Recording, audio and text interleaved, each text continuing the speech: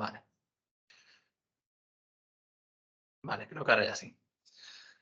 Bueno, pues vamos a dar paso a las comunicaciones de este workshop titulado Integrando las tecnologías en la enseñanza-aprendizaje de la historia, propuestas y resultados. Este workshop está coordinado por Ramón Cozar y por mi parte, que soy Sergio Tirado. Y la idea que llevábamos con este era pues, poder dar cabida a conocer investigaciones y propuestas de cómo podemos integrar estas tecnologías enfocadas desde el área de historia, ¿no? Esto es debido a que si bien cada vez encontramos más propuestas educativas en las que el alumnado tiene un papel protagonista gracias a ellas, gracias a estas tecnologías, pues es verdad que en áreas como las ciencias sociales y la historia en particular, pues no son tantas las evidencias que podemos encontrar.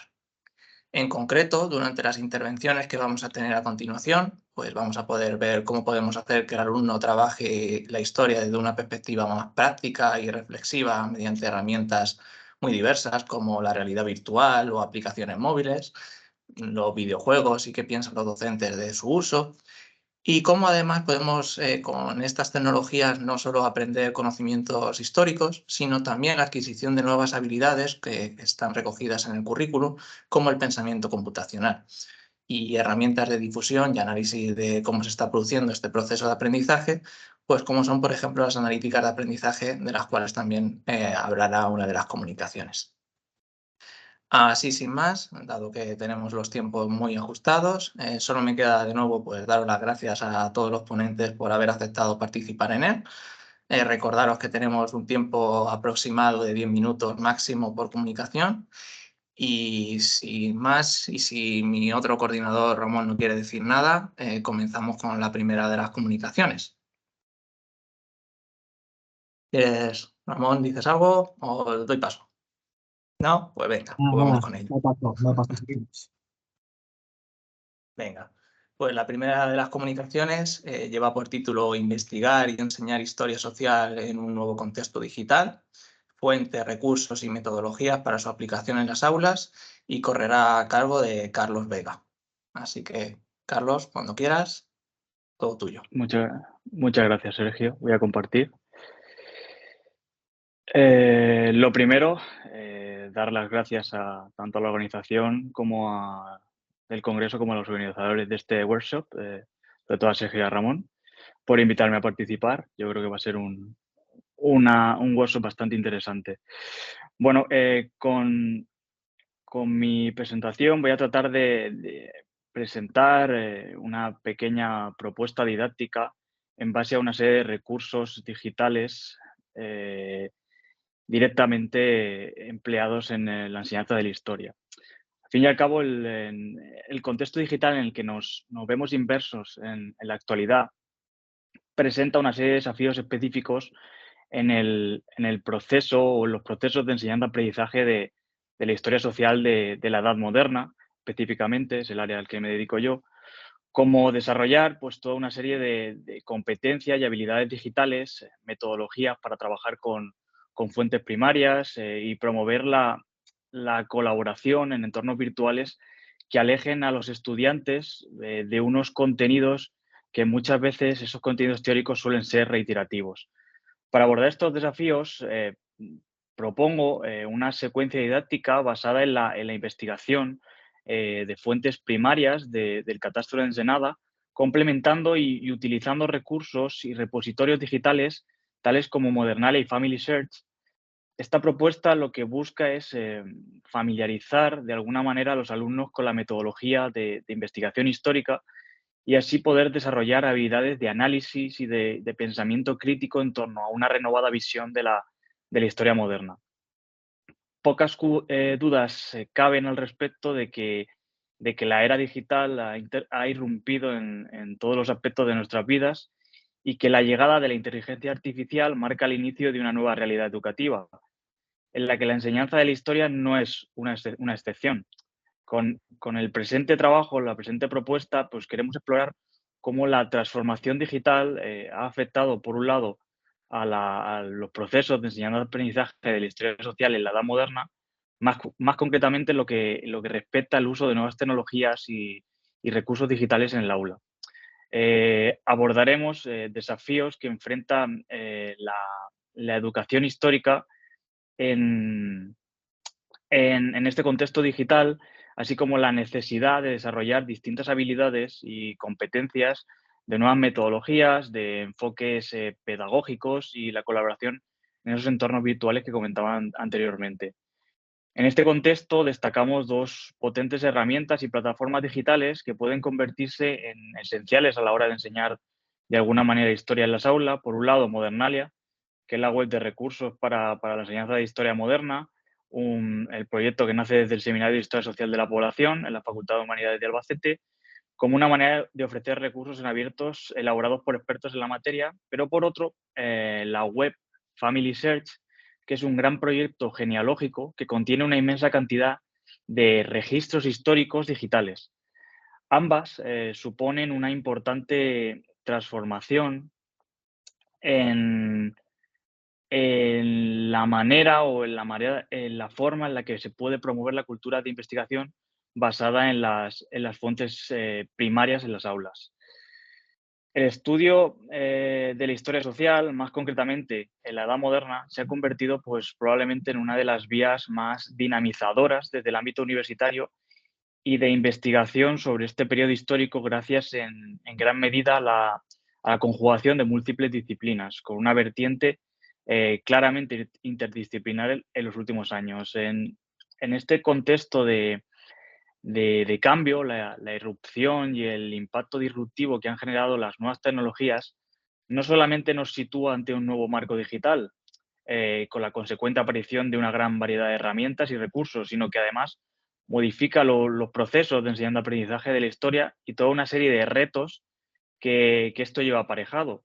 De esta manera, tanto la disciplina como el trabajo de investigadores y docentes ha tenido que replantearse la manera de abordar la enseñanza de la historia con no pocos debates metodológicos y retos. Así, la historia social, como disciplina enfocada en el estudio de las estructuras sociales, las dinámicas de poder, las desigualdades, las transformaciones a lo largo del tiempo, enfrenta una serie de desafíos específicos en este nuevo contexto. Teniendo en cuenta todas estas cuestiones, es necesario desarrollar pues, una mayor comprensión sobre lo que significa el desafío digital. Las fuentes primarias constituyen la base fundamental en el proceso de reconstrucción del pasado y son aquello en lo que cualquier investigador debe basar su trabajo investigativo. Tanto Modernalia como Family Search se pueden convertir o se convierten así en dos importantes recursos para la enseñanza-aprendizaje de la historia moderna, con el acceso pues, a una amplia variedad de fuentes primarias digitalizadas. Dentro del proceso de transformación digital y metodológico que estamos viviendo, es crucial no desechar las fuentes primarias, ya que constituyen un componente esencial en la comprensión del pasado y deben buscarse los mecanismos necesarios para integrarlas en los procesos de enseñanza-aprendizaje, adoptando necesidades y recursos digitales como estos. Al aprovechar este tipo de plataformas, podemos enriquecer enormemente la educación histórica y promover la investigación basada en fuentes primarias en las aulas, a la par que formamos parte de esas demandas cambiantes de la sociedad y el entorno educativo en la era digital. La presente propuesta didáctica tiene como objetivo fomentar el trabajo con esas fuentes primarias en el ámbito de la historia social, promoviendo el desarrollo de habilidades investigativas, el pensamiento crítico y la colaboración entre los alumnos en el proceso de aprendizaje. De esta manera, buscamos que estos puedan desarrollar una comprensión más profunda del contexto histórico en el que se generan las fuentes y de cómo los documentos, en este caso el Catastro de Ensenada, refleja las condiciones de vida, las estructuras de poder y las dinámicas sociales. Además, atendiendo a lo que sería la octava competencia específica del nuevo decreto del Ministerio de Educación y Formación Profesional en torno a esa ordenación y las enseñanzas mínimas de la educación secundaria obligatoria, queremos reforzar ese aprendizaje exponiendo la necesidad de tomar conciencia del papel de los ciclos demográficos, del ciclo vital, las formas de vida y las relaciones intergeneracionales y de dependencia en la sociedad actual y su evolución a lo largo del tiempo, analizándolas de forma crítica, pues, para promover alternativas saludables, sostenibles, enriquecedoras y respetuosas con la dignidad humana y el compromiso con la sociedad y el entorno. Sin embargo, pues bueno, por falta de tiempo, la propuesta queda más desarrollada detalladamente en el texto, en el que se pueden ver todas las fuentes y la metodología a emplear, así como la estructura interna de la secuencia didáctica junto a las actividades a realizar por parte del alumnado. En resumen, la presente secuencia didáctica tiene como punto de partida el uso de esas fuentes primarias digitales para analizar de forma crítica lo que serían los ciclos vitales, las edades, el género, las desigualdades y las relaciones intergeneracionales en el pasado. Al combinar los procesos y la iniciación en la metodología de investigación mediante el análisis de documentos históricos, de imágenes y otras fuentes primarias, los estudiantes pueden obtener una comprensión más profunda y práctica de cómo estos conceptos pues, han evolucionado a lo largo del tiempo y cómo estos se conectan con desafíos de plena actualidad. Consideramos en sí que esta propuesta, pues, representa una oportunidad para que los docentes enriquezcan su práctica pedagógica mediante la incorporación de fuentes primarias digitales, el fomento de esas habilidades investigativas y el uso de herramientas y recursos TIC en el proceso de enseñanza-aprendizaje. De esta manera, pues, promovemos, una educación más activa, significativa y relevante para los estudiantes al comprender y participar de los procesos de investigación de la historia, al mismo tiempo que abordamos temas y desafíos actuales relacionados con las edades, los ciclos de vidas, esas relaciones intergeneracionales, los estereotipos, las desigualdades en la sociedad y su correlación con el pasado. Y por mi parte, creo que estoy en tiempo. Eso sería todo. Gracias. Pues muchas gracias, Carlos, por esta tan interesante propuesta y yo me quedo con ganas de leer el capítulo para verla más en profundidad. Y en tiempo ha estado perfecto, así que genial. Pasamos a la siguiente, que correrá a cargo de Javier del Olmo, y en este caso su comunicación tiene por título Integrando el pensamiento computacional y la enseñanza de la historia desde el nuevo currículum de educación primaria.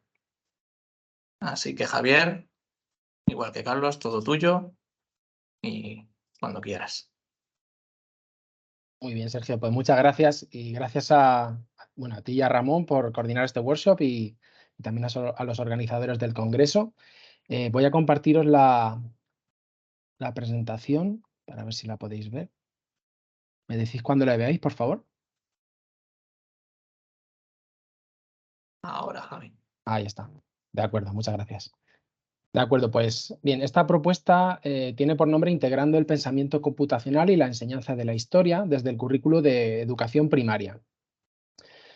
La motivación de la propuesta nace de una foto actual en la que sabemos que hay un interés creciente en los últimos años hacia la integración del pensamiento computacional en la educación a nivel general, ¿verdad? ¿De dónde viene este interés? Pues como casi siempre de los cambios en la sociedad. Estamos ahora mismo y nos estamos moviendo todavía cada vez más hacia una sociedad más digitalizada, más interconectada y sobre todo más cambiante.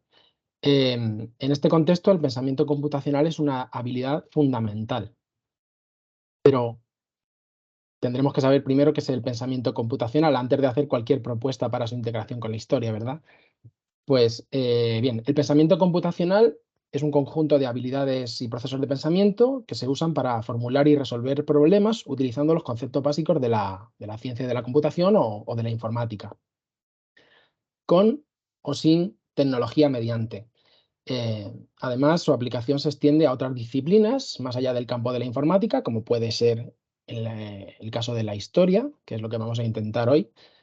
Em, y para entender quizá un poquito mejor qué es el pensamiento computacional, podemos hablar de sus 4 pilares básicos en forma de subhabilidades, que al menos es en bueno, hay autores que señalan que puede haber más habilidades, pero estas 4 son en las que confluyen la mayoría de los autores.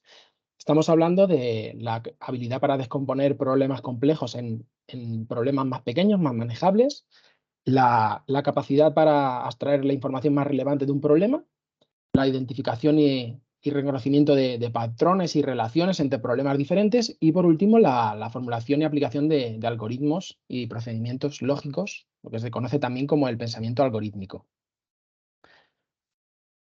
Bien, para su implementación en el aula de educación primaria o incluso de educación básica, si queremos, de educación infantil también, podemos hablar de estos tres enfoques: el pensamiento computacional o el enfoque desconectado del pensamiento computacional, la programación por bloques y la robótica educativa. El primero de ellos, como su nombre nos puede hacer pensar, es la enseñanza del pensamiento computacional sin tecnología mediante. ¿De qué estamos hablando entonces? Pues de la utilización de juegos, ya sea de cartas o de juegos de mesa o actividades de lógica, mediante las que los alumnos pueden realizar actividades como, por ejemplo, seguir una serie de instrucciones para llegar a un objetivo, como se ve en la imagen. Otro enfoque, como decimos, es la programación por bloques y sería quizá la progresión natural una vez que los niños en educación infantil y primer ciclo de educación primaria han trabajado con pensamiento computacional desconectado. Consiste en la creación de programas mediante la colocación de bloques de código en un entorno de programación, en bloques como por ejemplo el que vemos en la imagen, que es el caso de Scratch, que es el motor más extendido a día de hoy. En este entorno vemos una división de tres partes en el entorno de trabajo. En la izquierda tenemos todos los bloques de instrucciones que podemos utilizar, los podemos ir arrastrando a la parte central de la pantalla y unirlos en forma de puzzle o secuencia de instrucciones que van a ejecutar después en forma de programa en la ventana de la derecha, donde está el gatito. Por último, la robótica educativa es una extensión quizá de la programación en bloques, porque al final también estamos programando, pero esta vez lo estamos haciendo de una manera más práctica y tangible. Esta robótica educativa puede usarse desde edades ya bastante tempranas, desde educación infantil, por ejemplo. En educación infantil y en el primer ciclo de primaria se puede ya perfectamente usar robots, los que son programables desde el propio dispositivo, como este que vemos aquí del Bee-Bot, que tiene una botonera en la parte superior, mediante la que se pueden introducir secuencias de comandos para que el robot siga esas instrucciones. Después del segundo ciclo en adelante, otra opción es utilizar robótica educativa que es programable desde dispositivos externos, como por ejemplo una tablet. En este caso del Ozobot que vemos aquí en la imagen, se puede programar a partir de, como decimos, una tablet en la que podemos utilizar de nuevo programación por bloques, como hacíamos anteriormente con Scratch. Bien, ahora que ya sabemos un poquito acerca del pensamiento computacional, vamos a hablar de su integración en la educación y más concretamente en la nueva ley educativa. Como estamos en un seminario de historia, vamos a hacer un viaje al pasado, a 2016, el año en el que se publicó el informe CompuThink, que es un informe que analiza el estado de la cuestión del pensamiento computacional en la educación a nivel general. En este año, en 2016, se hablaba de un interés generalizado por incorporar esta habilidad en la educación obligatoria, pero en España todavía estaba en ciernes. Solamente se había incorporado a nivel autonómico en algunas comunidades, como por ejemplo la comunidad de Navarra, pero a nivel nacional no había todavía nada. 5 años más tarde se publica una actualización del informe y en este informe, en esta actualización, muchos países ya lo habían incorporado en los planes de estudio del pensamiento computacional y en España se habla, o se menciona en ese informe de que se espera que se haga de manera transversal y en el área de matemáticas. Esa era la previsión. Unos meses más tarde se publica la consolidación del decreto de enseñanza mínimas de educación primaria, que lo incluye en el área de matemáticas y, para sorpresa de algunos, en el área de conocimiento del medio natural, social y cultural. De primaria estamos hablando, claro. Esto demostró un compromiso, si cabe, todavía mayor por parte de las autoridades para promocionar esta nueva habilidad. En cuanto a la nueva ley educativa, sabemos que tiene muchos elementos curriculares nuevos con los que todavía nos estamos familiarizando. Uno de ellos es los saberes básicos, que constituyen el núcleo de conocimientos, destrezas y actitudes esenciales dentro de este área o de cualquier área, lo que vendría siendo con algunas salvedades los contenidos en la anterior ley educativa española, y se estructuran en este área del conocimiento del medio social, natural, social y cultural en 3 grandes bloques, como son la cultura científica, tecnología y digitalización y sociedades y territorios. El pensamiento computacional se encuadraría dentro del segundo bloque, como es tecnología y digitalización, mientras que el pensamiento histórico, las cuestiones relacionadas con la historia, en sociedades y territorios. Esto lo digo porque lo vamos a tener en cuenta a la hora de diseñar propuestas didácticas, como vamos a hacer a continuación. Ahora vamos a plantear ya para finalizar la ponencia 3 situaciones de aprendizaje que pensamos que pueden llevarse a cabo en el aula. Vamos a plantear una por cada ciclo de educación primaria. ¿De acuerdo? Entonces, la primera que planteamos, y cabe decir que lo hacemos de manera general y orientativa, lo digo porque no, al menos en esta presentación no se van a ver todas las conexiones con los diferentes elementos curriculares, solamente vamos a mostrar aquí, en la primera fila de la tabla, el objetivo de la situación de aprendizaje, los saberes básicos con los que conecta y la secuenciación y metodología utilizada. En este caso, en la primera actividad, en la primera situación de aprendizaje, de primer ciclo, se llama patrones en el tiempo conectando generaciones. Y voy a ir al grano, por cuestiones de tiempo. Voy a ir a la actividad desconectada que planteamos de pensamiento computacional, que es en la sesión 3, en la que crearemos una línea del tiempo en papel que represente eventos importantes en la vida de diferentes generaciones. ¿Dónde entra en juego aquí el pensamiento computacional? Bueno, en la búsqueda de patrones y secuencias para conectar eventos similares entre las diferentes generaciones, que pueden ser la del niño, el padre y el abuelo. Y bien, podemos identificar patrones en cuestiones como la educación, trabajo, relaciones familiares y podríamos obtener un producto parecido a este. En segundo ciclo proponemos una actividad llamada Robots en la antigua Roma, construyendo acueductos, como siempre basándonos en los saberes básicos que en segundo ciclo se incluyen en la Edad Antigua. Aquí trabajaremos también mediante una actividad desconectada la planificación y diseño de un modelo simplificado de acueducto romano, utilizando materiales reciclados, y después la robótica educativa en la sesión 3, 4 y 5 para hacer circular al robot a modo de flujo de agua en un acueducto romano. Como podemos ver en la siguiente imagen, en la parte de la derecha, tenemos, bueno, a la parte de la izquierda vemos lógicamente la maqueta del acueducto y en la parte de la derecha el camino que tendría que seguir o que tendríamos que programar al robot, en este caso Ozobot, para llegar al Coliseo y de esta manera poder llevar a cabo la batalla naval.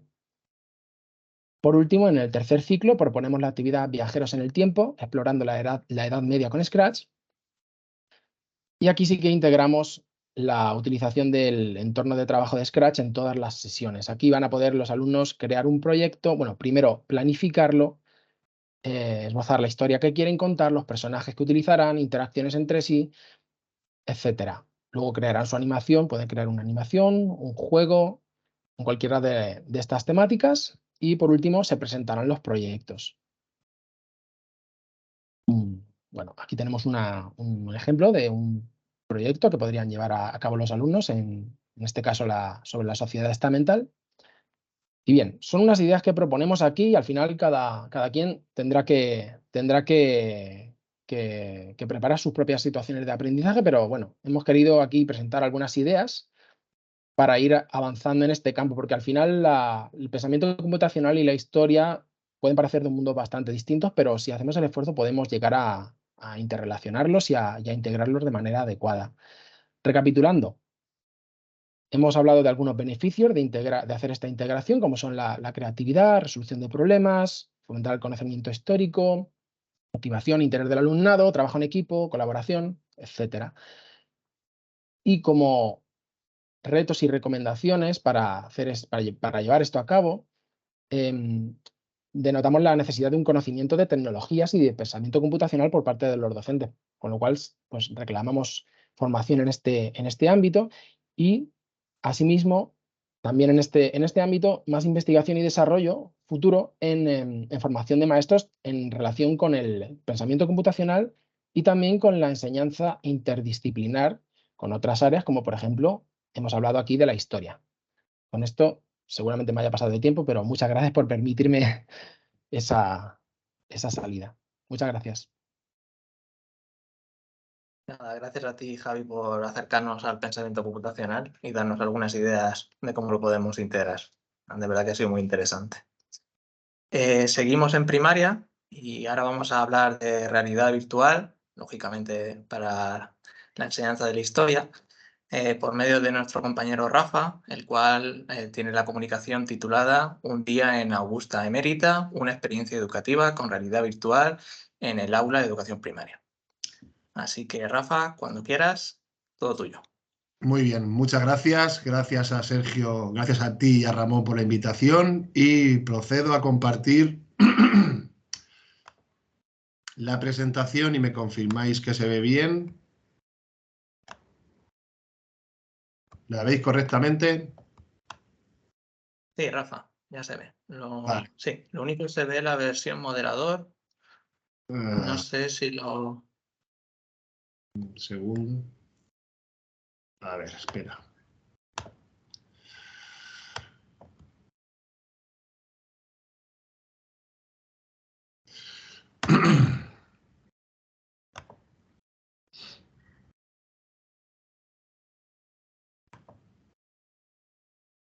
Voy a compartirla de nuevo.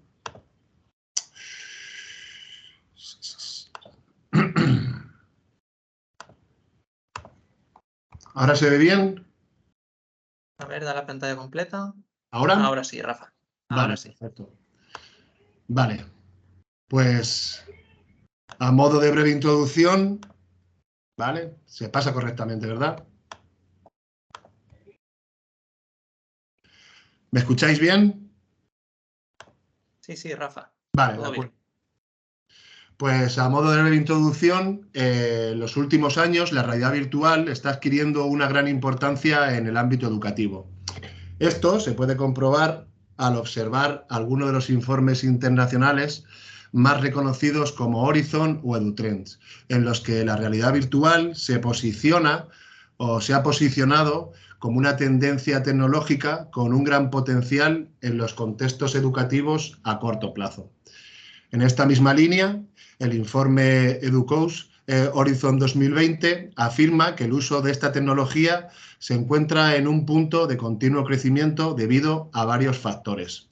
Por destacar algunos de ellos, sus características inmersivas, su accesibilidad, el abaratamiento de los costes, junto al avance de los dispositivos electrónicos, mejores redes inalámbricas y la gran cantidad de experiencias referentes a la inmersión y al realismo.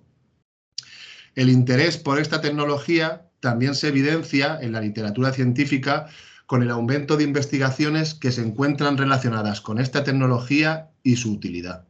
Muestra de ello es la existencia de varios metaanálisis, además de diferentes revisiones sistemáticas. Vale.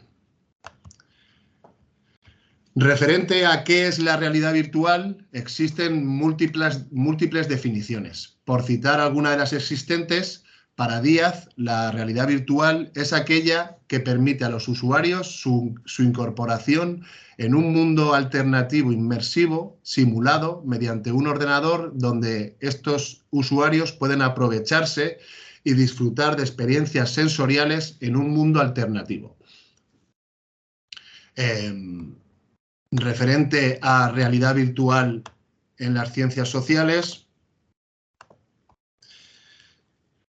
son diversas las investigaciones que manifiestan que entre las posibilidades de estos nuevos espacios creados por la realidad virtual destaca la capacidad de integrar el mundo real con el contexto virtual, recreando y facilitando la información necesaria para profundizar o hacer una mera observación de los objetos presentes en esta recreación digital. La realidad virtual facilita un acceso ilimitado a cualquier espacio real o reconstruido, evitando desplazamientos y proporcionando una disponibilidad constante, permitiendo acceder desde múltiples lugares y en diferentes momentos. Según Sacristán, la realidad virtual es lo más parecido a una máquina del tiempo, ya que permite recrear virtualmente cualquier tipo de espacio y situarlo en cualquier época. Además, esta tecnología proporciona experiencias en primera persona que apoyan o apoyarán a los estudiantes en su aprendizaje en diferentes áreas, incluido claramente las ciencias sociales, estimulando su comprensión. La integración de la tecnología en el ámbito educativo se puede justificar principalmente por los diferentes beneficios que aporta al proceso de enseñanza-aprendizaje, concretamente en cuanto a la promoción de experiencias prácticas. Sin embargo, debemos destacar que el éxito de estas prácticas está condicionado por el nivel de motivación de los estudiantes. Referente a esto, encontrar una integración, una definición que integre todas las perspectivas que abarca la motivación sería algo complejo. En este estudio entendemos o se entiende por motivación la buena disposición de los estudiantes a participar en clase y sus razones para hacerlo. Nosotros partimos del modelo ARCS de Keller, en el que la motivación viene determinada en base a la interacción de 4 dimensiones: la atención, la relevancia, la confianza y, por último, la satisfacción. La primera de ellas, la atención, conduce a la segunda, la relevancia, esta a la confianza y todas ellas a la satisfacción.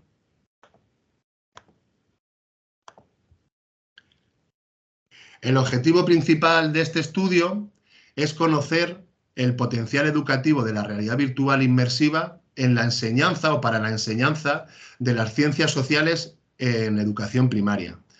De una manera más específica, los objetivos de esta investigación son analizar si la realidad virtual produce un efecto en el rendimiento académico de los estudiantes de 4º curso de educación primaria y conocer el nivel de motivación de estos estudiantes tras el empleo de la realidad virtual para trabajar contenidos ligados a la unidad didáctica, la civilización romana.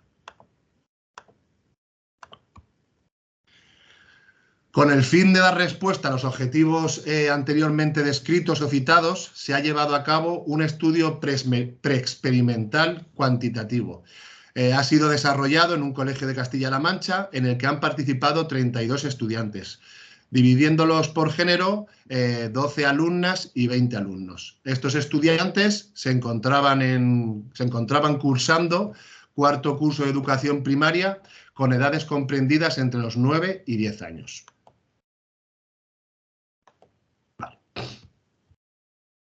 La fase experimental se dividió o constó de 3 sesiones, cada una de ellas con una duración de 45 minutos de duración. En la primera sesión, todos los participantes completaron una prueba de conocimientos previos. Estos conocimientos o contenidos se encontraban relacionados con la unidad la civilización romana, pues era sobre estos contenidos sobre los que trataría la experiencia con realidad virtual. En la segunda sesión comenzó con una breve explicación del funcionamiento de las gafas de realidad virtual que estos alumnos iban a emplear. Durante esta sesión, los estudiantes se centraron en el aprendizaje de los contenidos ligados a la antigua civilización romana.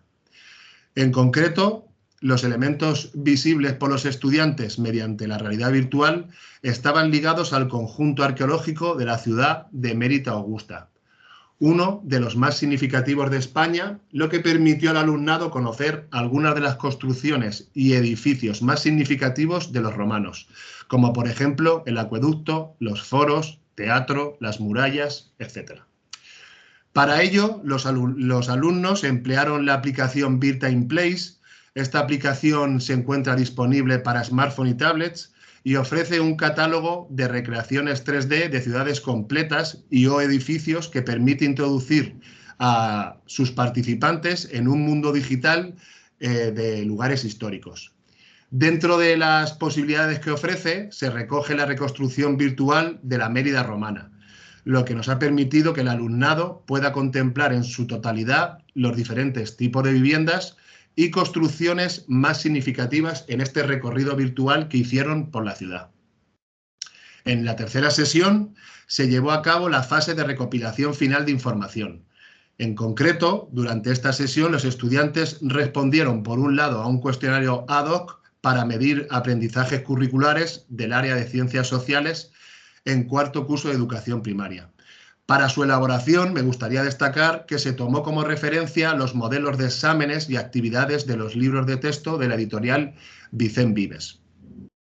Con el fin de conocer el nivel de partida de los estudiantes y el nivel alcanzado tras la intervención con el empleo de esta tecnología basada en realidad virtual, este instrumento se empleó antes y después del desarrollo de la unidad. Para la medición de la motivación se empleó la adaptación del IMMS de Keller del 2010, en el que se reducen los 36 ítems originales a los 12 más representativos, sobre los que se abordan las 4 dimensiones: atención, relevancia, confianza y satisfacción. En cuanto a los resultados, en este caso referente al rendimiento académico, existe una clara diferencia entre la primera y la segunda vez que los estudiantes completaron el test de rendimiento. Estos resultados, o los resultados obtenidos, evidencian la existencia de una diferencia estadísticamente significativa entre ambas pruebas. En cuanto a la motivación, en todas las dimensiones analizadas se encuentran niveles superiores al 4, es decir, podemos traducirlo en que los estudiantes están de acuerdo con los ítems analizados y evidencian una actitud receptiva y motivadora hacia el uso de la realidad virtual en el aula. A la vista de los resultados, podemos afirmar que, en lo referente al rendimiento académico, el empleo de la realidad virtual facilita el aprendizaje de las ciencias sociales.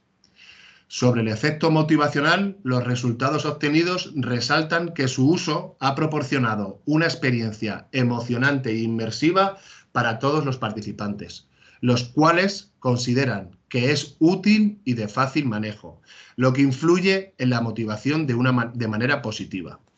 De hecho, como hemos podido comprobar, los alumnos valoran todas las dimensiones analizadas con una calificación muy alta tras la realización de la tarea. En futuras investigaciones sería positivo analizar los datos en una intervención más duradera en términos de tiempo, en los que se amplíen también las tareas y contenidos a desarrollar, o también el número de participantes, con el fin de poder generalizar y contrastar las conclusiones obtenidas. Y sin nada más, agradeceros la atención y por mi parte he terminado. Pues muchas gracias, Rafa, también por enseñarnos cómo podemos integrar la realidad virtual y con resultados tan positivos, tanto en rendimiento como en motivación. Y seguro que en esos estudios que comentas posteriores, seguro que encuentras conclusiones iguales o mejores. No tengo duda de ello. Muchas gracias, Sergio.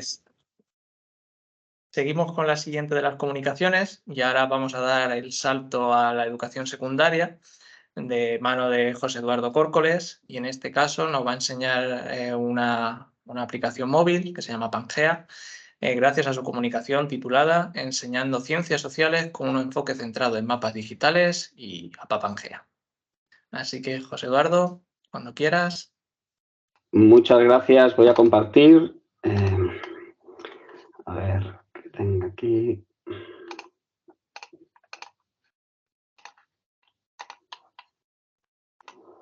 ¿Se ve la pantalla? Sí, ya se ve.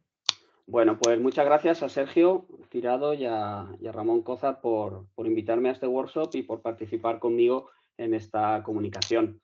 El título ya lo ha dicho Sergio, Enseñando Ciencias Sociales con un enfoque centrado en mapas digitales, y la aplicación AP Pangea, que ha sido desarrollada por mí mismo y por un par de compañeros en el seno del Instituto Bachiller Sabuco de Albacete. La ponencia trata básicamente sobre el uso didáctico de los mapas y la utilización del espacio como eje vertebrador de la didáctica de la geografía y de la historia. Por tanto, se pone una propuesta didáctica que toma la cartografía y las tecnologías de la información geográfica como ese eje vertebrador en la enseñanza. La idea viene, pues digamos, en la famosa frase de Friedrich Ratzel, en el espacio leemos el tiempo, que da título a la obra de Karl Slogel, y que realmente parece que dentro de la didáctica de la geografía y la historia el mapa pierde protagonismo frente a la línea de tiempo, frente al texto, a la descripción, a la narrativa. Por tanto, yo lo que quiero hacer en esta comunicación es mostrar la experiencia en los 2 años anteriores en el aula de secundaria, en el uso de una metodología que utiliza tecnologías de información geográfica y utiliza también la cartografía digital para tratar temas relacionados con geografía y también los temas de los contenidos de historia. A ver, un momentito. Entonces, bueno, AP Pangea es una app educativa para aprender geografía e historia con mapas digitales. Como he dicho antes, se ha desarrollado dentro del seno del Instituto Bachiller Sabuco, se empezó en el 2020 y poco a poco va creciendo en contenido para lograr abarcar las partes más importantes de los contenidos, de los saberes básicos de geografía e historia de secundaria y también de geografía de bachillerato. Aún así, los contenidos están pensados como también para primaria y para secundaria, porque en algunos casos, aunque parezca paradójico, se comparten contenidos de primaria y de secundaria, sobre todo en aspectos relacionados con la localización. Esta aplicación AP Pangea va a ser la base principal de todas las actividades que voy a proponer en la comunicación. Los contenidos básicos que tiene actualmente pues son contenidos de geografía relacionados con los temas de Europa, África, América, también Argentina, Estados Unidos, unidades de parques nacionales y también de historia. Tenemos una unidad relacionada con la Edad Media, otra relacionada con los Reyes Católicos, otra relacionada con Roma y otra relacionada con exploradores y con patrimonio de España. En todas estas unidades el mapa tiene mayor protagonismo, el alumno se mueve por el mapa y va descubriendo los contenidos que andan ocultos o que interesa que adquieran. Aquí os pongo unas imágenes para recalcar un poco que la experiencia que estamos mostrando aquí es una experiencia práctica de trabajo en el aula y en casa con la aplicación AP Pangea y con otros recursos que ahora comentaré. En principio, he clasificado las diferentes actividades que se hacen en actividades de construcción de conocimiento, que son las más básicas, y otras actividades de expresión de ese conocimiento, tanto convergente como divergente. AP Pangea en principio es un juego. Los alumnos aprenden jugando, es un juego de preguntas y respuestas que está clasificado, está ordenado por unidades, por temas, como hemos dicho antes, por temas de Europa, España, y por dentro de cada tema hay unidades, que pueden ser relieve, ríos o unidades de historia, reyes católicos, en el caso de Europa la unidad de Roma, y dentro de cada unidad hay lecciones. Es decir, hay un grupo de preguntas que el alumno tiene que ir respondiendo y conforme vaya pasando esas lecciones va progresando en su conocimiento hasta llegar al final que termine esa unidad. Durante ese tiempo pues, va ganando puntos y va ganando insignias y aparece en un ranking. Digamos que está pensado, utilizando AP Pangea en su fase de juego, está pensado como una herramienta que está pensado para ser algo gamificado dentro del aula y que sea una herramienta atractiva al mismo tiempo que aprende. ¿Cómo y cuándo se utilizan esta visión de AP Pangea como un juego? Pues principalmente en actividades de construcción de conocimiento, que pueden ser al principio de las unidades didácticas, cuando se ve Roma en primero de la ESO, se huele a Edad Media en segundo de la ESO, para conocer un poquito y tomar contacto con el tema, o también a veces al final para repasar y adquirir un nuevo conocimiento que no se haya visto en los contenidos. Aquí os voy a poner un vídeo con un pequeño ejemplo de qué consiste AP Pangea en las unidades de historia.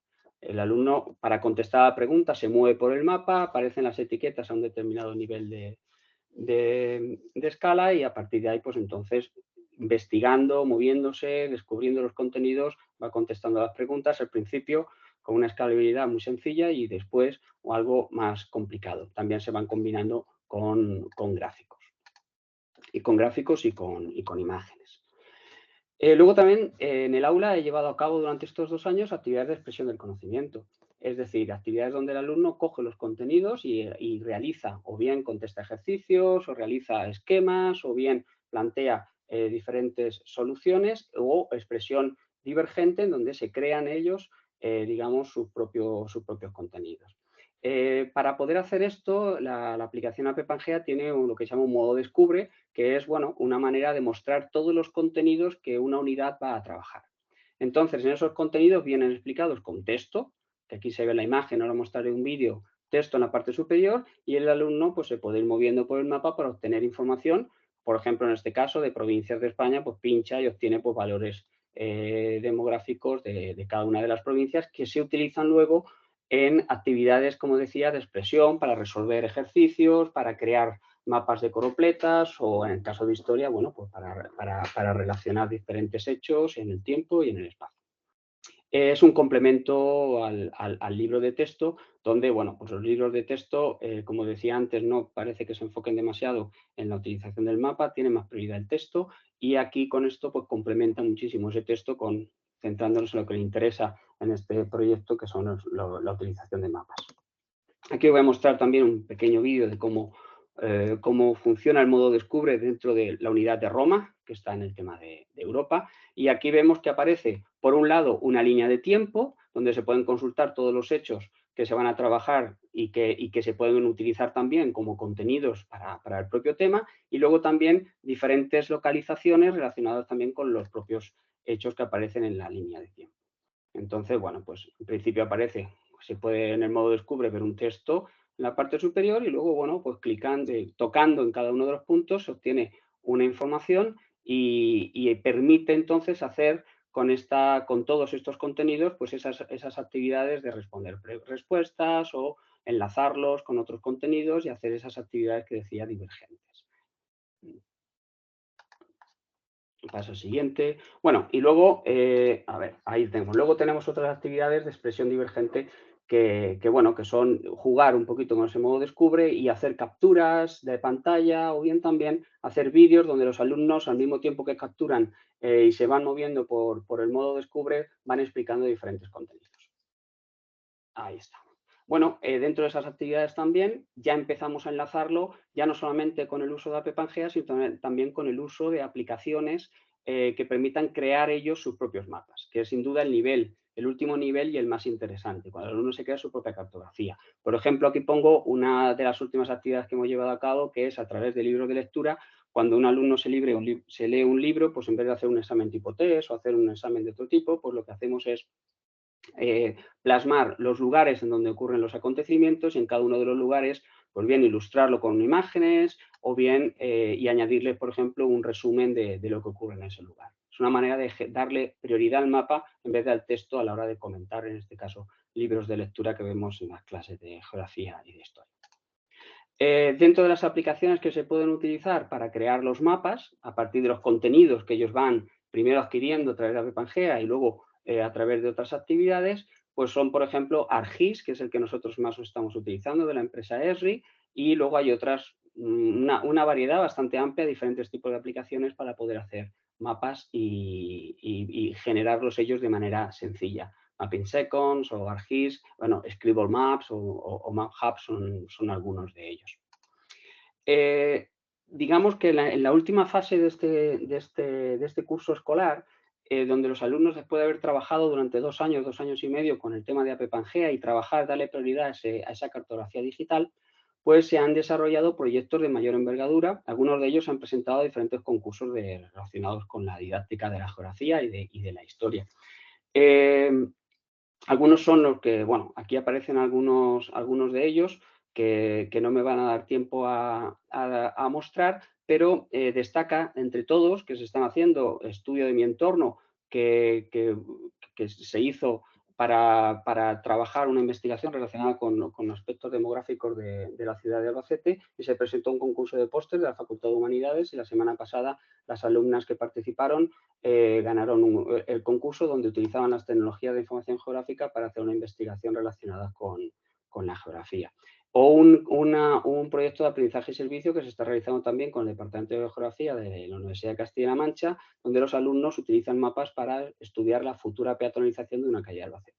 Pero el éxito mayor ha sido el concurso organizado por la Universidad de Castilla-La Mancha y la Junta de Comunidades de Castilla-La Mancha, que se llama Mi Pueblo Smart, que ganaron los alumnos de tercero de la ESO, donde utilizaron los sistemas de información geográfica para dar una solución a la despoblación en el entornos rurales. En conclusión, pues AP Pangea y la metodología, que ya no solamente es la aplicación gratuita, descargable, pero que lleva consigo una metodología, que es lo que yo he querido enfocar y en colaboración con la PINTIC en esta comunicación, centra el proceso de la enseñanza y aprendizaje de la geografía en el uso, interacción y producción de cartografías digitales. Propone, por tanto, bases para la transformación digital en el aula, usando las TIC, de modo que el alumnado adquiera un papel protagonista, activo y práctico en su propio aprendizaje y le dé a esa cartografía digital una situación privilegiada dentro de la didáctica y dentro de su propio aprendizaje. Bueno, aquí coloco alguna información por si alguien está interesado en comunicarse o conocer más sobre las novedades que vamos sacando en el aspecto metodológico y técnico de la aplicación. Muchísimas gracias por vuestra atención.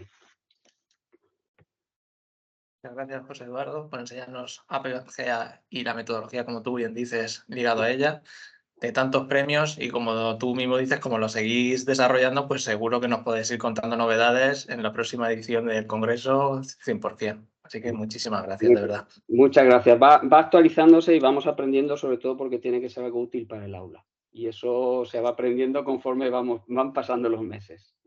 Muchísimas gracias. Muy bien. Bueno, seguimos y hasta ahora estamos hablando de las tecnologías para, sobre todo, pues nuevas metodologías, pero en este caso, de la mano de Borja Caparrós, pues nos va a enseñar cómo también las tecnologías nos pueden permitir, pues, para saber más cómo van nuestros alumnos. En este caso, su comunicación se llama Analíticas de Aprendizaje en la enseñanza de la historia en cuarto de la ESO. Y Borja, cuando quieras, todo tuyo.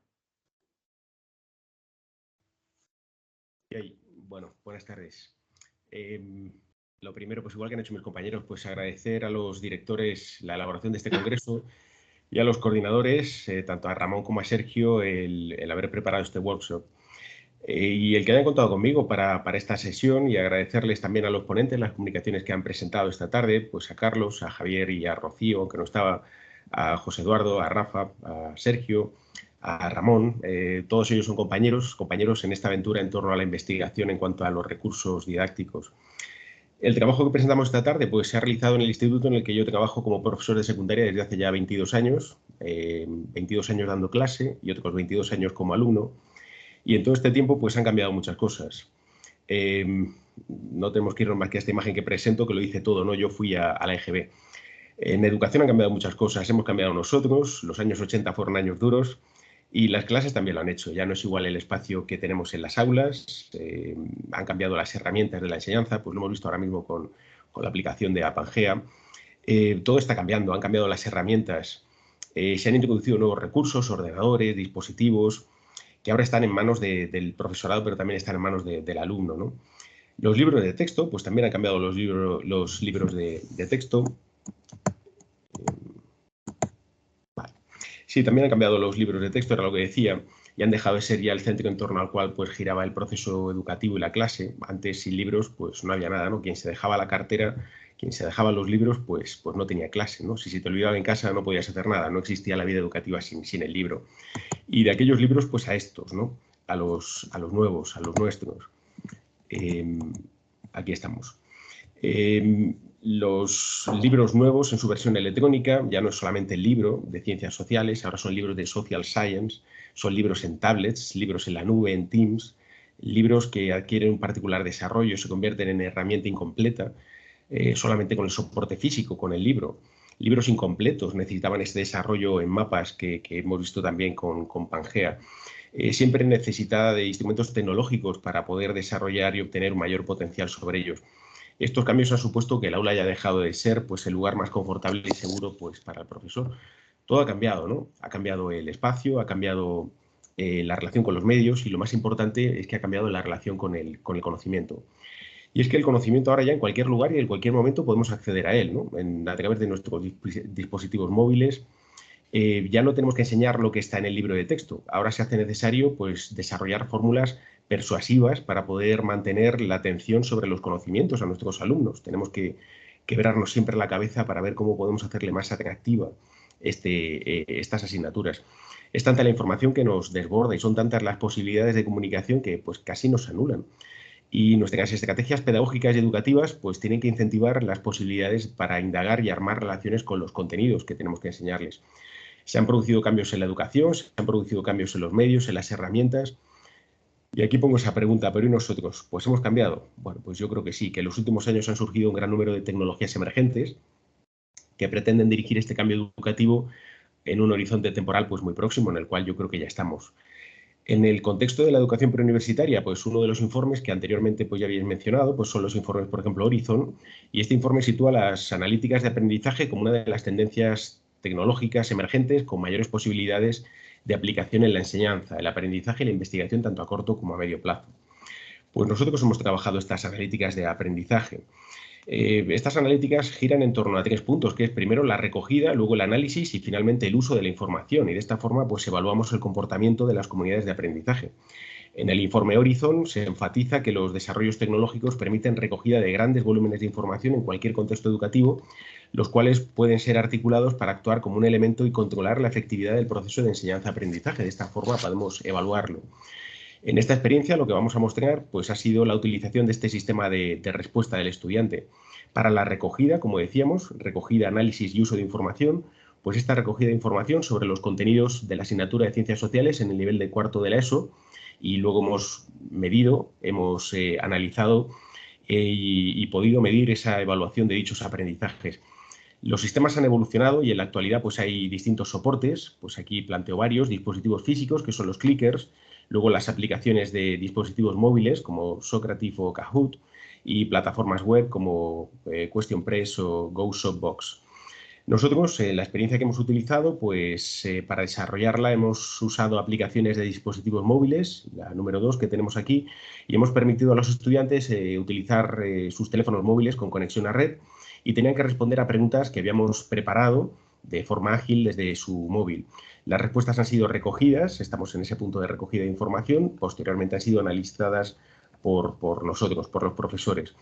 El uso de estos sistemas de recogida de información para el aprendizaje ha sido objeto de numerosas investigaciones, por ejemplo, en un metaanálisis de Hunsu, sobre 53 trabajos de investigación reveló que estos sistemas tienen un efecto positivo sobre el aprendizaje en comparación con los grupos en los cuales no se había plantado este tipo de metodología. Y nosotros pues, hemos intentado probar lo mismo. El trabajo está centrado en torno a los contenidos relativos a la Segunda Guerra Mundial. Los que están fijados en la Ley de Educación para los alumnos de cuarto de la ESO, de Ciencias Sociales, y una vez presentada la problemática de objeto de estudio, pues hemos procedido a mostrar la hipótesis a partir de la cual pues, desarrollábamos nuestro trabajo. Y la hipótesis pues, no era otra que la siguiente, ¿no? Si era posible mejorar la adquisición de los aprendizajes sobre la Segunda Guerra Mundial en el nivel de cuarto de la ESO con la aplicación de los sistemas SRS basados en las teorías de analíticas de aprendizaje. Nuestra pregunta era, pues yo creo que bastante sencilla. ¿Produce el uso de instrumentos de evaluación basados en sistemas de respuesta mejoras en el aprendizaje sobre los contenidos sobre la Segunda Guerra Mundial en alumnos de cuarto de la ESO, nuestros alumnos? Pues nuestro trabajo fijó como objetivo el estudio de 2 grupos, se centró en 2 grupos de cuarto de la ESO, en el instituto en el cual estoy impartiendo clase, en la capital de aquí, en Albacete. Son 2 grupos de cuarto de la ESO de la sección bilingüe de inglés, con quienes hemos trabajado de forma secuenciada en estas últimas 2 semanas. Solo uno de los 2 grupos ha utilizado los sistemas de respuesta, el conocido como grupo experimental. Este estaba formado por 20 alumnos, eran 10 chicos y 10 chicas de cuarto de la ESO, y el otro era el grupo de control, que estaba formado por 19, 11 chicos y 8 chicas. No utilizaron estos segundos ningún tipo de recurso en el desarrollo de sus clases, salvo el método tradicional. Y el programa de trabajo con el grupo experimental pues era muy sencillo. Nosotros todos los días iniciábamos la clase con 10 minutos de feedback para recuperar la información que les habíamos dado en la sesión anterior. Después de estos 10 minutos iniciábamos una clase que tenía una duración aproximadamente de media hora y concluía de nuevo con una prueba de sistema de respuesta mediante el recurso Kahoot, en donde los alumnos tenían que responder a 20 preguntas realizadas sobre los contenidos que se habían explicado en esa sesión en clase. El siguiente periodo lectivo o clase, de otros 50 minutos, comenzaba de nuevo pues igual que hemos visto antes, ¿no? Pues teníamos 10 minutos para refrescar los contenidos trabajados en la última sesión, luego continuábamos con la explicación y de la misma forma, pues al terminar teníamos otros 10 minutos para repasar los contenidos que habíamos visto en ese día. Todo esto con el grupo experimental. En el grupo de control, pues nada, pues este desarrollaba los periodos lectivos bajo el sistema tradicional expositivo, donde la participación y la actitud activa del alumno, pues al no existir, pues no eran necesarias para el trabajo. Esto se ha desarrollado durante 2 semanas en sesiones de 50 minutos, en el mismo lugar en el que pues imparto clases, con el mismo profesor, que soy yo, en el mismo contexto, con el mismo contenido, la misma aula que han tenido durante todo el curso, nada de esto ha cambiado, y hemos obtenido pues los siguientes resultados, ¿no? Bueno, este sería pues, un repaso de lo que he estado aquí explicando, las sesiones de 50 minutos para el grupo experimental y el grupo de control, las mismas sesiones, con el mismo estudio, 4 sesiones, grupo de control, metodología expositiva tradicional y el mismo contexto y aula que han tenido en sus clases diarias, no ha habido ningún cambio de esto. Bueno, pues aquí hay un ejemplo, una fotografía que quería poner sobre el uso de estos dispositivos a través de las tablets o también a través de los dispositivos móviles en la respuesta que estaban dando cuando terminábamos la sesión en los últimos 10 minutos. Las preguntas eran de este tipo, están en inglés porque, como decía, los grupos eran bilingües. Pues, ¿cuál de las siguientes frases sobre las consecuencias de la Segunda Guerra Mundial es falsa? Hemos procurado que las preguntas no sean preguntas que contuviesen pues, conceptos de primer orden, en el cual solamente, o también conocidas como preguntas Google, ¿no? Donde, bueno, pues, ¿cuándo se produjo el bombardeo de Pearl Harbor? Bueno, pues una pregunta que fácilmente se puede encontrar buscándola en Internet, ¿no? Preguntándosela a Alexa. Bueno, pues para evitar eso, pues hemos creado una serie de preguntas que requieran un poco más de pensamiento histórico, que busquen consecuencias, que busquen cuál de las siguientes consecuencias pues no es cierta, y aquí pues aparecen varias de ellas, ¿no? Pues como consecuencias, pues los desplazamientos de población continuaron en el periodo de posguerra, bueno, que Europa permaneció siendo el centro durante el conflicto, a ver que lo tengo aquí tapado, sí. Los países que han permanecido fuera del conflicto, pues lógicamente experimentaron un crecimiento económico, bueno, tenían que pensar sobre estas y rechazar la que consideraban que no era cierta. De igual forma, aquí lo tengo, sí, perdona. Otro tipo de preguntas pues era esta: ¿por qué la gente comenzó a cuestionarse la moral y los valores políticos de la civilización europea? Pues tenían que de nuevo encontrar cuál era la pregunta incorrecta, ¿no? Y aquí pues aparecían varias de ellas, pues las barbaridades cometidas por la civilización. Sí. Borja, perdona, has dejado de compartir. No sé si lo has hecho a propósito Pues o no. para que lo sepas. Vale, pues Vale, perdona. pues sí. Nada, tranquilo, no hay problema. Bueno, vamos.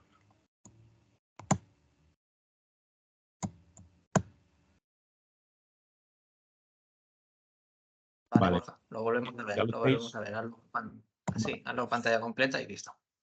Gracias. Así es. Bueno, nada, lo único que tenía antes era, creo que no sé por dónde os quedasteis, pero bueno, eran simplemente ejemplos de preguntas que habían tenido en las pruebas que les habíamos planteado a los alumnos, y hablaba de eso, ¿no? Preguntas sobre todo relativas a causas y consecuencias, no preguntas cerradas, ¿no? Que con una sola palabra o con una sola fecha o con un nombre, pues fuese suficiente ya encontrar su respuesta correcta. El resultado de la prueba, pues este es lo que podemos ofrecer, y los resultados pues han sido significativos. Han sido en el póster resultados mejores para el grupo experimental. Ahora sí. El resultado ha sido mejor en el grupo experimental y hay diferencias entre ambos grupos en la prueba, y aparecían estas diferencias significativas. Por lo tanto, la utilización de las aplicaciones de respuesta de audiencia pues producía un efecto significativo en el proceso de enseñanza-aprendizaje de los contenidos sobre la Segunda Guerra Mundial en los alumnos de cuarto de la ESO con los cuales hemos estado trabajando estas últimas 2 semanas. Y esto era todo lo que quería pues enseñaros esta tarde. Muchas gracias. Muchas gracias a ti, Borja, por enseñarnos cómo podemos utilizar este tipo de herramientas pues, para tener más información de cómo están aprendiendo nuestros alumnos. Muchas gracias a ti.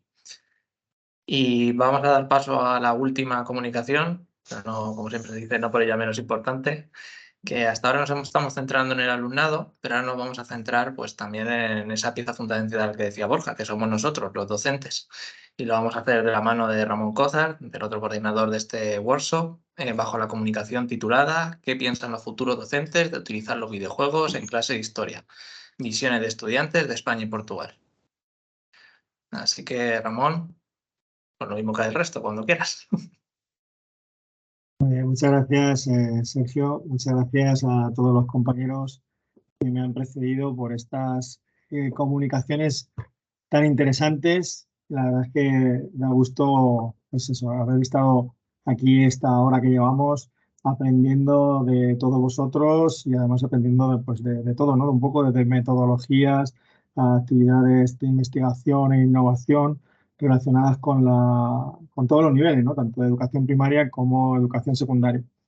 En este caso, bueno, nosotros, la comunicación que voy a presentar yo es una comunicación conjunta junto a la profesora Gloria Solé, del Instituto Educasao de la Universidad de Minho, de Portugal, y es un trabajo que hemos realizado en el marco de una estancia de investigación que compartimos el curso pasado, y en el que, como se puede observar en el título, pues lo que pretendemos es analizar un poco qué piensan los futuros docentes de utilizar los videojuegos en clase de historia, y vamos a hacer un análisis comparativo para ver si las visiones de estos estudiantes, de futuros docentes, tanto de España y Portugal, son similares o hay diferencias, ¿no? En los nuevos planteamientos de lo que es la enseñanza de la historia, pues la tendencia es situar al estudiante en una posición activa para su aprendizaje frente a los métodos tradicionales que relegan al alumno al papel de mero receptor de la información proporcionada por el docente.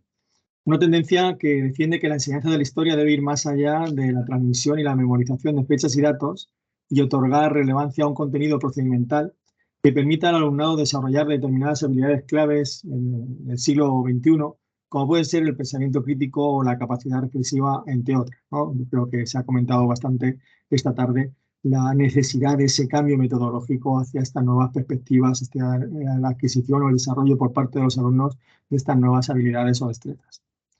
Además, a todo esto, pues también se ha comentado, ¿no? Todo lo que es este cambio, estos cambios a los que somos también de la generación del EGB, como comentaba Borja, pues estamos haciendo frente.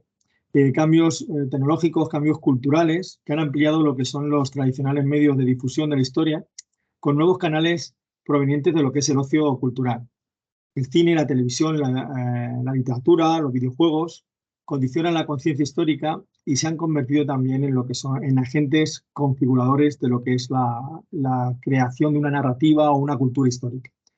Parafraseando a Dunstan Lowe, en el siglo XXI, la historia ya no solo se lee, sino que también se escucha, se ve, se recrea y cada vez más también se juega. Los videojuegos se han convertido en el pasatiempo más frecuente de los jóvenes en la actualidad. La gran variedad de temáticas de juegos, al igual que la diversidad de dispositivos electrónicos para su uso, hace que desde edades muy tempranas se comience a interactuar con ellos. Tal es la extensión en su uso que ya existe entre la literatura científica de las últimas décadas, numerosos estudios que analizan las ventajas o limitaciones de su implementación en el contexto educativo. La universalización de la tecnología ha fomentado la creación de una amplia variedad de videojuegos que, pese a que en la mayoría de las ocasiones no están creados con una finalidad pedagógica, pueden adaptarse al ámbito escolar, promoviendo el aprendizaje y la adquisición de conocimientos, competencias o habilidades a través de experiencias atractivas y entretenidas. En el ámbito de la didáctica de la historia, que es lo que nos ocupa, también son numerosos los estudios que se han realizado para evaluar el uso de los videojuegos en diferentes niveles educativos, tanto de la enseñanza formal como de la enseñanza no formal. Junto a las pioneras investigaciones del profesor José María Cuenca, debemos destacar el trabajo de grupos de investigación punteros, como puede ser el de Humanidades Digitales, Historia y Videojuegos, de la Universidad de Murcia, dirigido por el profesor Juan Francisco Jiménez Alcázar, o el proyecto GTL History, de Íñigo Mugueta. En ambos, lo que se pretende es tanto el análisis de videojuegos para la enseñanza de la historia, pero también se ofrecen propuestas didácticas muy interesantes para abordar, a partir de estas herramientas, a partir de los videojuegos, las diferentes dimensiones del pensamiento histórico. Resaltando algunas de las potencialidades de los videojuegos, buena parte de estos estudios inciden en la oportunidad que presentan para que los estudiantes se puedan sumergir en épocas antiguas o tiempos pasados de manera activa. La reconstrucción virtual de entornos y narrativas históricas permite a los estudiantes sumergirse en la recreación de cualquier espacio, viajar a cualquier época o lugar o visitar escenarios o monumentos históricos lejanos o no conservados sin salir del aula. También se han destacado en otros estudios sus beneficios para la enseñanza del patrimonio, el trabajo de la historia contrafactual o alternativa o el desarrollo del pensamiento histórico. Sobre este último aspecto, Mugueta y Jiménez ahondan en su importancia por sus posibilidades para narrativizar la historia, comprender y usar el vocabulario histórico, trabajar el tiempo histórico, desarrollar conceptos como los de cambio y continuidad o el de multicausalidad, la movilización de habilidades como la imaginación y la empatía histórica, el desarrollo de competencias cognitivas de alto nivel a través de la simulación, a las que suman el cambio de rol del alumno al pasar de espectador a actor. No obstante, cualquier juego comercial no nos sirve, ¿no? El papel del profesor sigue siendo fundamental a la hora de integrar este nuevo recurso en el aula. Desde la elección de un videojuego adecuado a los objetivos que se persiguen, el desarrollo de la propuesta didáctica en la que se tengan en cuenta los contenidos y competencias, hasta la evaluación del proceso de aprendizaje producido en el aula a partir de su uso. Por ello, el objetivo que nos planteamos con este estudio ha sido el de conocer y comparar las concepciones e ideas previas de los futuros docentes, tanto de Portugal como de España, sobre el uso de videojuegos en el aula. Para ello, hemos utilizado un cuestionario, bueno, hemos llevado a cabo una investigación de diseño cuantitativo a través de encuesta, hemos realizado un cuestionario ad hoc, adaptando preguntas cerradas y abiertas que previamente habíamos extraído de otros instrumentos validados y utilizados en otros estudios similares, y se han creado un cuestionario formado por 68 preguntas, estructurado en 4 dimensiones, desde la dimensión propia para describir la muestra de participantes, a otras 3 dimensiones que son las que hemos considerado clave, que son las que aparecen en la pantalla, como el uso de videojuegos, videojuegos en educación, videojuegos en la enseñanza y videojuegos en la enseñanza de la historia. Este cuestionario se completó por los estudiantes a través de 2 formularios de Google que fueron traducidos a los idiomas correspondientes. En cuanto a los participantes han sido estudiantes de titulaciones que habilitan para la enseñanza en los niveles de educación primaria en 2 universidades, en este caso la Universidad do Minho, en Portugal, y la Universidad de Castilla-La Mancha, en España. La muestra se ha compuesto por un total de 112 estudiantes, de los que 51 pertenecían al Instituto de Educación de la Universidad do Minho, en Braga, y 61 a la Facultad de Educación de la Universidad de Castilla-La Mancha, en Albacete. En la distribución por género, pues predominan las alumnas frente a los alumnos, una disparidad que es muy frecuente en los estudios de educación. Y la edad media de los estudiantes se sitúa en torno a los 22,2 años. Entrando ya en lo que son los resultados, pues a la pregunta ¿crees que los videojuegos son útiles en la enseñanza? Podemos observar cómo cerca del 86,6% de los estudiantes considera que los videojuegos son útiles para la enseñanza. Por países se observa que los resultados de los estudiantes de Portugal son más elevados que los de España. En cuanto a la pregunta, ¿crees que el uso de videojuegos puede ayudar a aprender o enseñar historia? Las respuestas afirmativas se sitúan en una media de un 88,4% en el caso del aprendizaje y un 86,6% en el de la enseñanza. Como en el caso anterior, el análisis comparado por países ofrece mejores resultados para los estudiantes portugueses. En lo relacionado con los beneficios de la implementación de videojuegos en el aula, se obtienen valoraciones positivas en todas las variables analizadas. Destacan el aumento de la motivación, con un 90% de respuestas en las que los estudiantes muestran estar totalmente de acuerdo o muy de acuerdo con esta utilidad, el desarrollo de la imaginación con un 82%, el aumento de la productividad en el aprendizaje con un 80%, y asimismo se observa, como podemos observar en la gráfica, pues el ítem peor valorado se corresponde con la variable que hace referencia a que los videojuegos pueden ayudar a sacar mejores notas, donde cerca de un 37% responden con valoraciones neutras, es decir, que no están ni de acuerdo ni en desacuerdo. Adentrándonos en la dimensión que relaciona videojuegos con la enseñanza de la historia, se observa que un número bastante elevado de respuestas en ambos países exponen no conocer videojuegos de contenido histórico. Podemos ver, como en el caso de Portugal, son 35 estudiantes los que dicen que no conocen ninguno, y en el caso de España 32, cerca de un 60% en ambos casos. Igual ocurre en la pregunta sobre qué número de videojuegos de contenido histórico han jugado, ¿no? Predomina que no han jugado, no conocen, no han jugado a este tipo de videojuegos. Entre los títulos comerciales de videojuegos de contenido histórico a los que han jugado o les suena, pues los estudiantes mencionan juegos de aventura y estrategia como Assassin's Creed, Call of Duty, Civilization, Age of Empires o Imperium, junto a otros de preguntas y respuestas como Preguntados, Trivial, Kahoot, alejados de los que podemos considerar videojuego histórico, ¿no? En cuanto a las preguntas relacionadas con las dimensiones del pensamiento histórico, como se puede observar también en la pantalla, pues los estudiantes ofrecen también valoraciones muy positivas.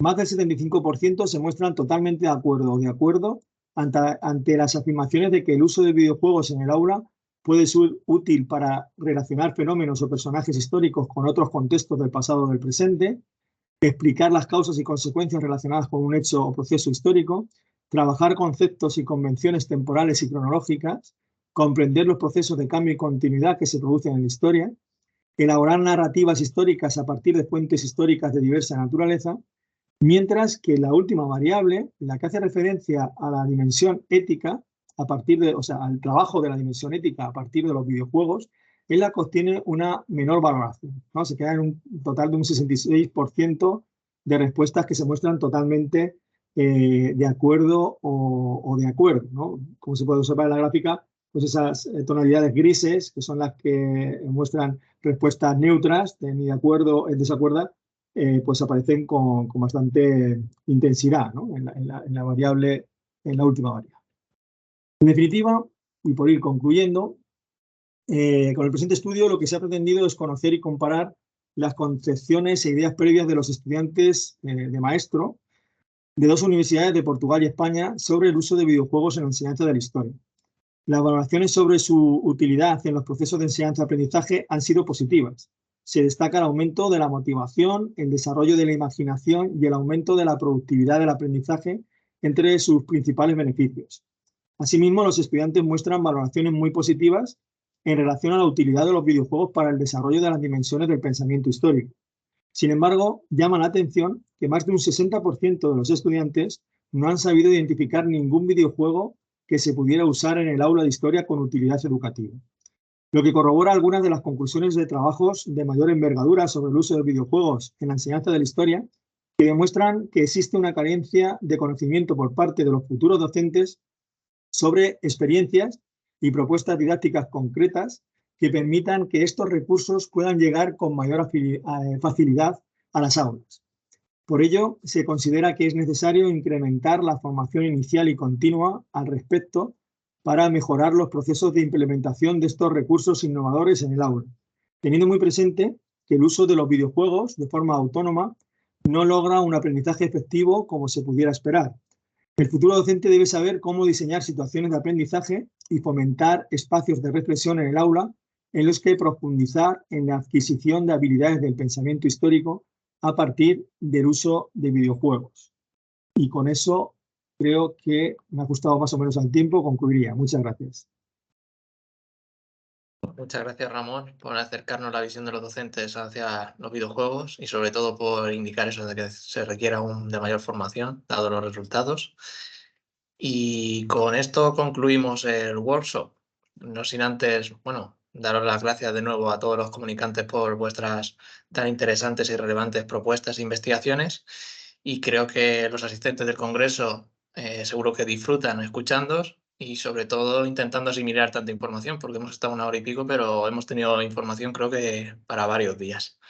Así que también por mi parte ya me despido y nada, lo dicho, muchísimas gracias de verdad a todos. Muy bien, hasta luego, muchas gracias.